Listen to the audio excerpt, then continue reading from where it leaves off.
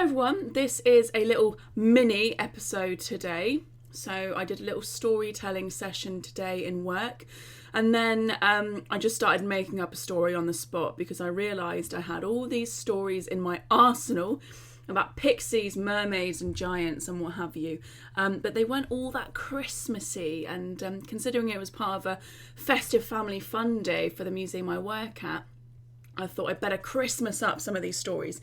But I did sort of take a leaf out of the book of many Christmas stories, and that is this sort of motif of charity and gift giving. So I sort of made up a story on the spot, but I won't say I've completely made it up because it really is using that known motif of gift giving and charity.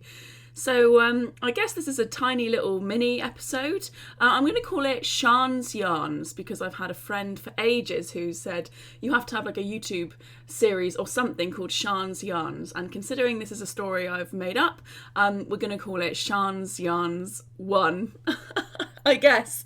So, picture the scene. There's theories that Cornwall was once inhabited by a race of giants. You know this, you've heard the stories, you've heard my tall tales. Now, giants are usually pretty unfriendly, nasty creatures. They throw stones at each other. They eat random people. They steal cattle. They beat their wives. They're not very nice at all. They stalk saints. They're not very pleasant creatures at all. But are all of the giants nasty in Cornish folklore? Most of them. But no, not all of them. There have been stories of friendly giants. And I thought because the balance is tipped much more in the favour of nasty giants, that I would add a nice friendly giant into the mix. I'm sure you can all agree that the world is in a bit of a shambles right now, so we need some festive cheer. So I'm going to be using the creatures from folklore and mythology of Cornwall to spin my own tale. I might be slightly out of breath because I just ran downstairs to shut the doors because my parents are shouting at each other across different rooms. Not angrily, they just decided that it's easier instead of going into one room, talking to each other in different rooms.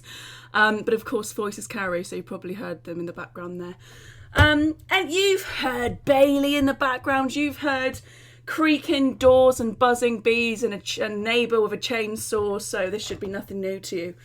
Anyway, I'm going to tell you a tale of a very sad and very lonely giant.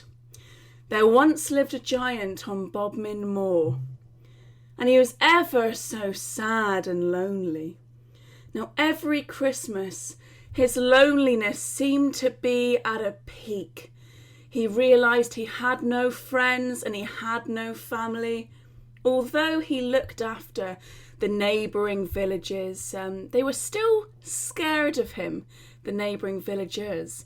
They were frightened of this giant. They knew he never meant them harm, but he was still a giant and they were still very wary. So nobody came to talk to him on the moors.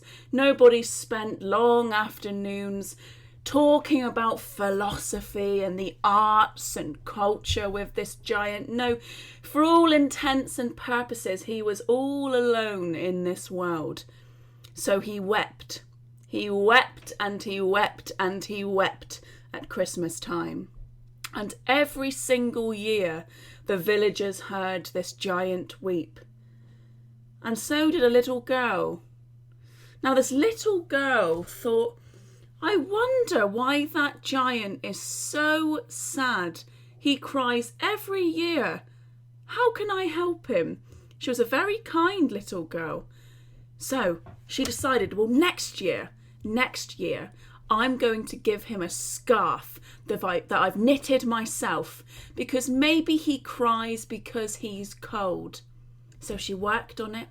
She worked on the scarf all year long, made it in beautiful colours and made it nice and long to fit the great big neck and shoulders of a giant.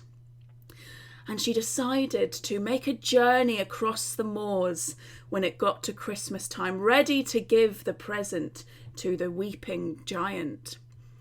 And she decided, well, the moors are a treacherous place. You can find piskies on the moors. So she carried a bit of salt in her pocket, because pixies or piskies don't like salt. And they also don't like inside-out clothing. In fact, if you carry a bit of salt in your pocket and your clothes are inside out, the piskies are sure to think that you're absolutely bonkers, and then they'll leave you well alone. So she packed her little satchel with a heather cake, with some cinnamon buns, with a pasty. She put some salt in her pocket and turned her socks inside out. And of course, she had the scarf wrapped up tight in a neat little box. And she made her way across the moors. And she waited behind a great big granite boulder until the giant fell asleep. And she crept up to the giant and placed the present beside him. Now, by this point, the evening was dark. Night had descended, and she did not know the way home. Now, the piskies on the moor had seen this kind and generous act, and they thought, oh my goodness, finally, we're going to have a bit of peace and quiet, because they knew that when the giant woke up, he'd be delighted that he'd had a gift. He'd be delighted, and he would not cry that year. And they thought, thank goodness, we better lead this lass back to safety. She's just given us peace and quiet for a whole festive season. So with their tiny little torches, they led her across the moor back home. And Morwenna, that was the young lady's name, Morwenna thought, well, I've got my salt in my pocket and my socks are inside out, so they better not be leading me astray. And she followed the tiny little pinpricks of light home, and they led her home to safety. The giant woke up the morning after, and he thought, oh, a present for me? And he was ever so delighted. And so he didn't cry. He wrapped it around his big neck and his big shoulders, and he was ever so delighted. And Morwenna thought, my goodness, it's worked. So she made him mittens one year, and she made him trousers another year, and she made him a vest one year, and then she made him a jumper, and then she made him socks, and then she made him slippers, and then she made him a hat, until one day he had a full outfit, head to toe. He was clad in nice warm clothing. And so Morwenna gave him no more presents. And he woke up in the morning one Christmas, and he started to cry again. Where was his present? And Morwenna heard it from the village, and she thought, my goodness, maybe he doesn't cry because he's cold. Maybe he cries because he's lonely. So off she started making a batch of Cornish pasties, and off she went across the moors and left him a present, and again he did not cry that year. So the next year she made him stargazy pie, and the next year she made him cream teas, and the year after that she made him heather cakes, and the year after that she made him hominy pie, until there were no more recipes left for him to eat. And so she stopped giving him food. And what did the giant do? But he began to weep. And again, Morwenna thought to herself, well, oh my goodness, maybe he doesn't cry because he's cold. Maybe he doesn't cry because he's hungry. Maybe he cries because he's lonely. And from then on out, she brought him small trinkets and gifts, because it was the fact he had a friend that meant the most to him.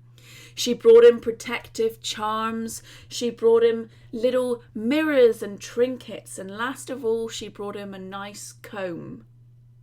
Now, for 85 years, the giant only wept twice.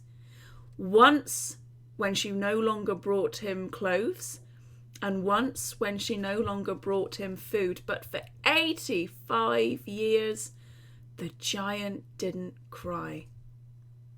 Until the 86th year, no presents were left.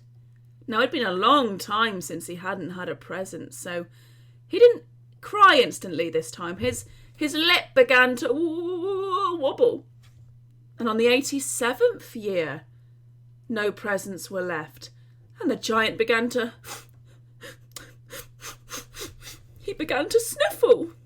And on the 88th year, the pixies heard him start to... And on the 89th year, the villagers heard him wailing.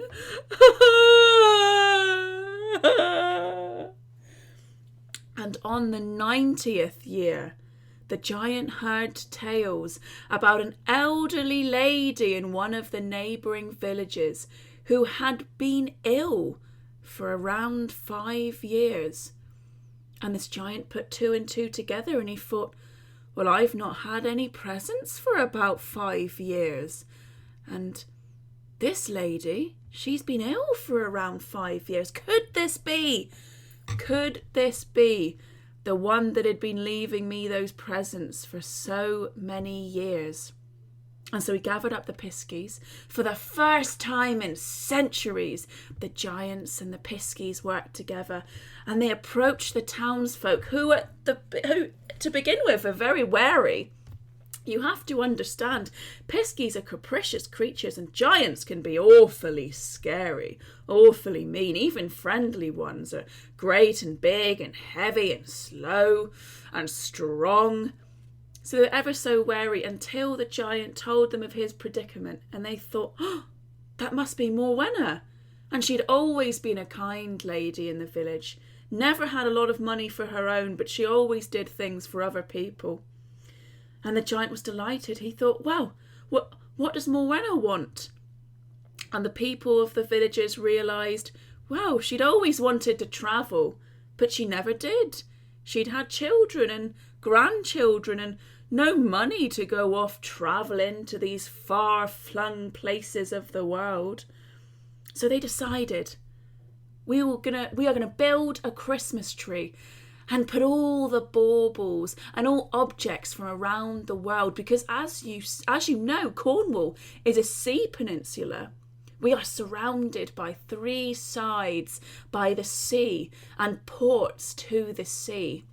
So the villagers spread far and wide, and they travelled Cornwall, using small gifts from the piskies to pay for their way. And they found baubles and trinkets and objects in all of the ports and fishing villages of Cornwall. And they found all of these objects to signify far away places of the world. And they began to build a beautiful, beautiful Christmas tree. And one day, Morwenna, at this point 100 years old, wakes up. And this is the most energy she's felt for decades. And she can't explain it. She feels refreshed, rejuvenated. And she looks around, and her nurse is nowhere to be found, and her granddaughters are nowhere to be found. And she gets out of the bed. She gets her cane. And she walks to the door. She's not walked for years.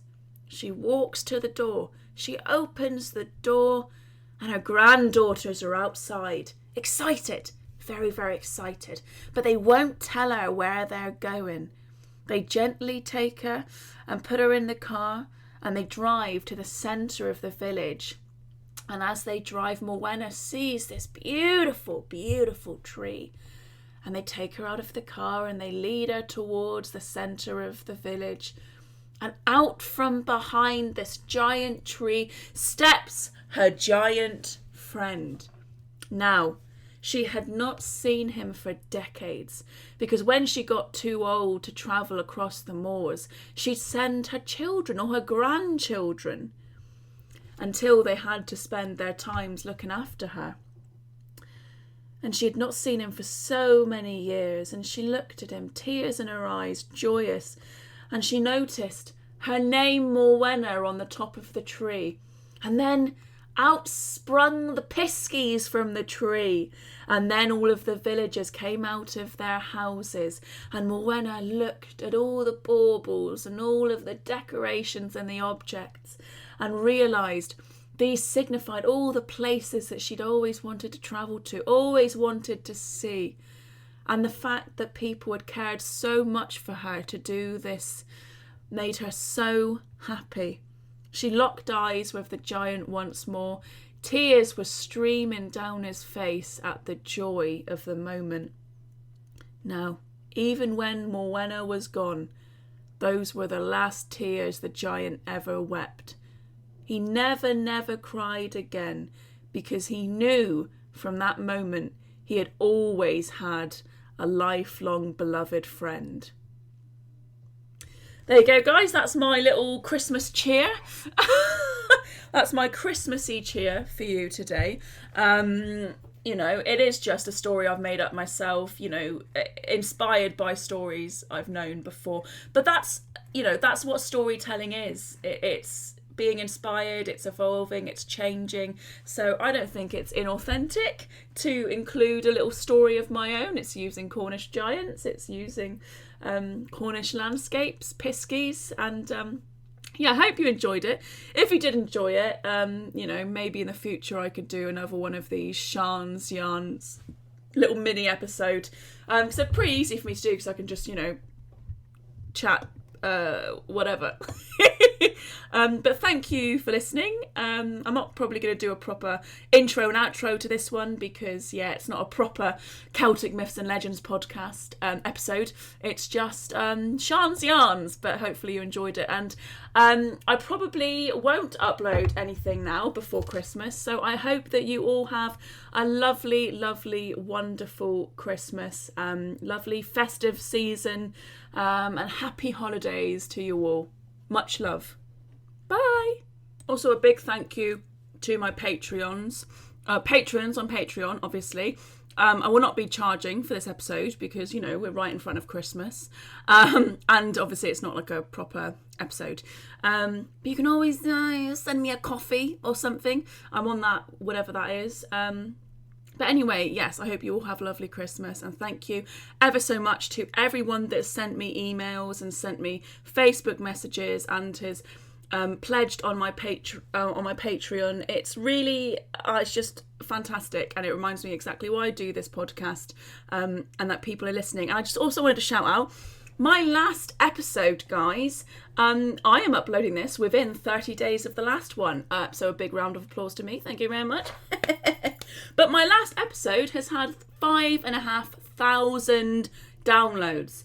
That is the most I have ever had. I am in awe at that. So I want to say a big thank you to everyone that continues to listen to this show and support me by downloading, by, you know, rating, by reviewing, by all of the things that you do for me. Thank you ever so much. And again, have a lovely Christmas. Bye.